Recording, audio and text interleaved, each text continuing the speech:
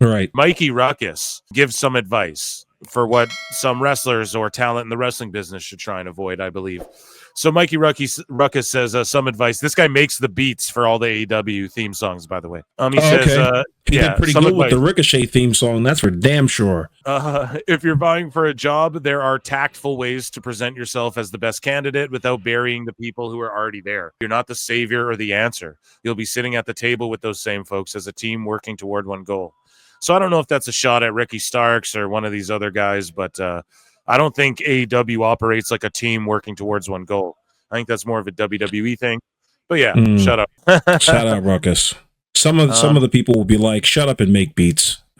Yeah. So with pictures of FTR's gear over the years here in AEW, FTR stands for Find the Relevance, because all they've done the last few years is siphon heat from acts while not evolving whatsoever. So CMFTR, right? You see it here, and then you have the rated FTR, and then you have the FT Runners as well, which died after like 2 weeks. Wow. No, dude. And they were like an 8-man tag team for like 2 weeks, and then Edge came back, and Tony Khan's like, well, that's the end of that. Glad I printed all these shirts, and we're selling them now because that's not even a team anymore. That's great. Craziness. But yeah, dude, FTR is just sort of linked with everyone, and they haven't, since the whole Briscoes feud, it feels like they haven't really stood on their own, you know? Here's Forever Botchamania. Shout out Matthew Gregg, one of the legends, one of the GOATs. This is something that happened with Tony Schiavone. We were talking about earlier, you know, scrapping Excalibur and Schiavone. And his phone's ringing on the air. And I quote tweeted this, and I said, look, if this happens once and it's like a funny exchange between Graves and Michael Cole because it never happens, okay, then it's funny and cute and coy. But the fact that Taco Bell commercials air in the middle of vignettes and the lights go out in the middle of matches, and fucking the television feed cuts out when Brody King takes a back bump on the outside of the ring or whatever. It's like all of these things. And then you got Shivani's phone ringing with Excalibur, and they're laughing about it. I don't know. This is on the World's End kickoff. They're at a pay-per-view, the last one of the year. We got phones ringing on the air. Let's take a look at this, see if you guys can hear it. Truth Magnum desperately needs to make a tag. I had to guess. I don't think he'd be picky about who he's tagging in. As y'all hear that? Barely. That's all right. Oh, God. Now Brian Cage. See? Turbo Floyd, eager What's to that? make the tag. They think that there is a genuineness in like breaking fourth walls or like pulling back the curtain on things that are happening. As a professional company, as what you said, with all those mistakes, the last thing you should do, Excalibur, you dolt, is bring attention to something that had no business being in the production of the show in the first place. Don't call attention to it. Yeah, Excalibur, you ain't Deadpool, he's bitch. He's an idiot. Yeah, you ain't Deadpool, bitch. Yeah. It's because you wear a mask, don't mean you Deadpool. Golly. As eager as Tony Schiavone was to answer his phone as the Wolverine. See, Nigel gets it. But not even, because what you just did in that one little exchange is taken away from the match that you should be calling. Mute Tony Schiavone's mic, let him answer the phone or fire him right then and there, and let Nigel and Excalibur take over, and then after the match, fire Excalibur. I don't know what you do, but you don't call attention to the mistakes. What did Lois want? I want to know what's for dinner tomorrow night. Oh, watch this. Look at And so they're saying he answered the phone, and they're like, what did Lois want? And he's like, what's for dinner tomorrow night? And I get they're joking, but it's like, you're making your dinner tomorrow seem more important than the match going on in the ring. That couldn't happen 20 years ago, Phil. You know goddamn good and well, if one of those wrestlers had gone back and seen their match and they heard that on commentary, they'd be like, what the? Yeah, dude. I just did a 450 splash off the top rope. You're talking about what's for dinner? FTR ball washing Adam Copeland like a mark. There was more incredible glazing and glizzy eating going on. There has been what I would consider a lot of talking again. So let's play FTR. We talked about them earlier with the shirts and them standing on their own 2 feet and FT runners and all that.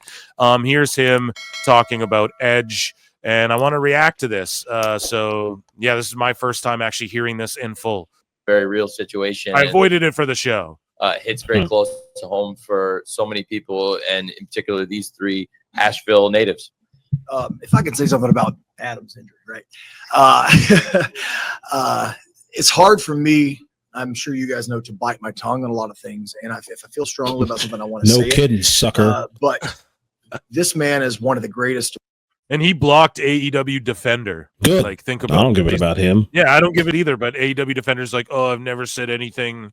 That motherfucker said something about me in a tweet that alluded to like, well, your mother doesn't love you either. Your mother's love isn't guaranteed either. This is AEW Defender. It's like you little punk. Oh man, these sickos are the best. Incredible, right? And I think we all know that his career is what everybody strives to have when they start in professional wrestling. Just because he is who he is, or at the age that he is, why can't he go? No one said he can't. People just said he shouldn't. And dive off. Why can't he? You know, if he wants answer to do it, Adam. He's Look at Adam. He's had the career he wants to answer that because I was idiotic. I was stupid. I was retarded. I should have never jumped off that cage. Shut up, bald man with mustache. God damn. He's like, I couldn't pick my kid up for like 3 weeks, bro. Yeah, like, really. Yeah. Oh my god. Dax, you know how we can talk when you know somebody's talking and like they're searching for words. This is Dax right here, searching for something to say. Why can't he jump off a cage? Why can't he team with Christian again? Because he'll be out for 8 months, you idiot. Airhead. Why can't he be the one to save AEW, even though he's a WWE guy? Why can't we just copy everybody's t-shirts designs and put FT in front of it and make it our own? Why can't we do this? Okay. And we have some of the people that like to criticize what we do, and they ask him, you know, they question him. This is Adam Copeland, or excuse me, this is Adam Copeland. You know, if he wants to jump off the cage, let him jump off a cage, and if he breaks his leg, he breaks his leg. Oh well, we move on and we come back, and that's what we've done. See, but like, here's the thing: you might not come back from that. Like, he's lucky he was able to come back from that, dude. Like that, it could have been a career-altering injury, life-altering when you break your leg that way. Waterhead Dax embodies the entire mentality of an AEW fan. Oh, if he gets hurt, he gets hurt. He comes back, we move on. But what? What are you talking about? We lose money, we lose revenue, we lose a big gigantic star. It's my goddamn booking. Like, what are you talking about, dude? Like, I would have, yeah, really, I would have cut his mic and fired him right then and there. Awful's firing everybody. You're all you've got to show these guys in 2025 that you're the one that's going to stay alive. God damn it! Like, hey, listen, bro. I got bills I got to take care of. I got investors I've got to please. I've got people who are counting on me to keep this thing going for the next 100 years. I want to beat out awful wrestling. I don't want to see him write his goddamn book. So you're fired. Yeah, for real though. Seriously. He's a little too nice to say that sometimes. So I wanted to say it. Yeah, he certainly is. Leo, don't worry, honey. I'll tell them. And then look at Edge's face here. Look at Edge's face here. The mother. Oh man, it's so good. And then this guy responds. He's like, "Yeah, what do you say? Dax, you're right. Who am I to say that it's a stupid idea for Edge to jump off the cage and break his leg or worse, his neck? We just move on, right? A few round of applause is woo, yay, and this is awesome. Then we move on, not giving a shit." Pretty much what he said there. Here's JD again saying, with Tony Khan sitting there, Dax says, who's going to stop him? Explaining and justifying Adam Copeland jumping off a steel cage. What's wrong with AEW? This clip gives you all the answers you need. And exactly, like, why can't he do this? And Tony's sitting there like, he's right. And Tony should be like, well, because this is what you said, awful. Like, dude, because I invested millions of dollars in this guy for 2 years and an option, and I am not going to get my money's worth out of it. Yeah.